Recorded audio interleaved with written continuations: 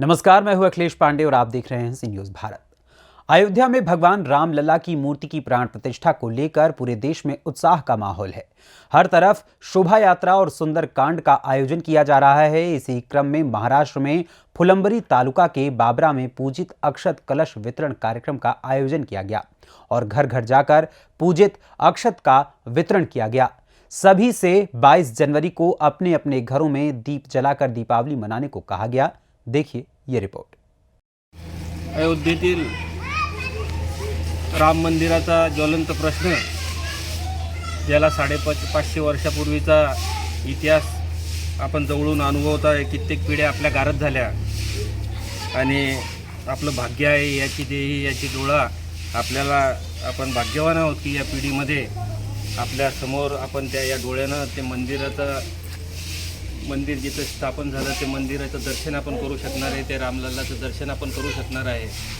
आणि त्याचीच प्रचिती म्हणून आज आपण जवळून आपण पाहतोय की या 15-20 दिवसामध्ये पूर्ण देशभरच नव्हे तर जगभर सगळं पूर्ण वातावरण ढवळून निघालेलं आहे। आणि फक्त आपल्या देशातच नाही, या महाराष्ट्रातच नव्हे तर पूर्ण जगभर जिथं जिथं हिंदू धर्माचे लोक जिथं जिथं वास्तव्याला आहेत, आपण हिंदू धर्म म्हणतो परंतु श्रद्धा ठेवणारी लोक इतरही लोक, काही तर जवळून अनुभव असा आला की काही मुस्लिम लोक, काही मुस्लिम महिलासुद्धा मुंबईहून अयोध्येपर्यंत पायी प्रवास त्यांनी केला।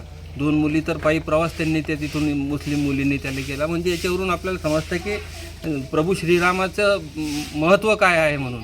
आणि ते महत्त्व पाहता आज प्रत्येक गावामध्ये वस्ती तांड्यावर असेल, प्रत्येक गावामध्ये, आणि सगळ्यात मोठी गोष्ट एक जवळून आम्ही पाहतोय की एक बंधुप्रेम या नात्यानं प्रत्येक गावागावामध्ये जिथं कुठेही पक्षीय मतभेद विसरून सगळेच या प्रभू श्रीरामाचं दर्शन आणि प्रभू श्रीरामाचं गावातील स्वच्छता वगैरे सगळ्याच गोष्टी करता, मंदिराची स्वच्छता असेल आणि ग्रामीण भागातील सगळी स्वच्छता करून, आणि त्याची प्रचिती आपण पाहतोय की प्रत्येक गावामध्ये की आज मी माझ्या गावाचं उदाहरण तुम्हाला देतो की या गावामध्ये आज पूर्ण एक म्हणजे 8-10 दिवसापासून मंदिराची स्वच्छता असेल।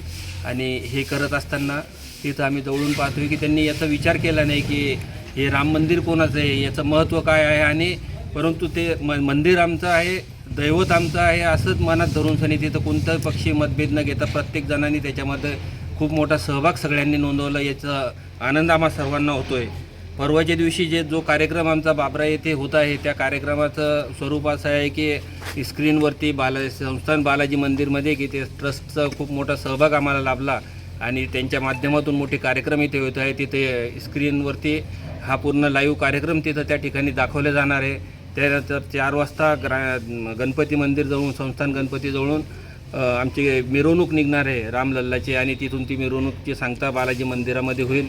त्या सांगतेच्या अगोदर तिथं महाआरती होईल, त्याच्यानंतर दीप प्रज्वलन होईल, त्यानंतर महाप्रसादाचा कार्यक्रम तिथं आयोजित केलेला आहे आणि ते बालाजी मंदिरमध्ये पाठीमागे तिथं सगळे महाप्रसाद घेतील। आणि त्यानंतर संध्याकाळी रात्रीला 8-8:30 वाजता कीर्तनाचा कार्यक्रम होणार आहे। तर असं जवळपास संपूर्ण दिवसभर वातावरण पूर्ण ढवळून निघालेलं आहे। पूर्ण सगळं वातावरण एकदम असं पाहता की कुठंतरी असं वाटतंय की आता जी दिवाळी आम्ही जी जवळून अनुभवत होती, हे आगळी वेगळी दिवाळी आम्ही पूर्ण या देशभर साजरी।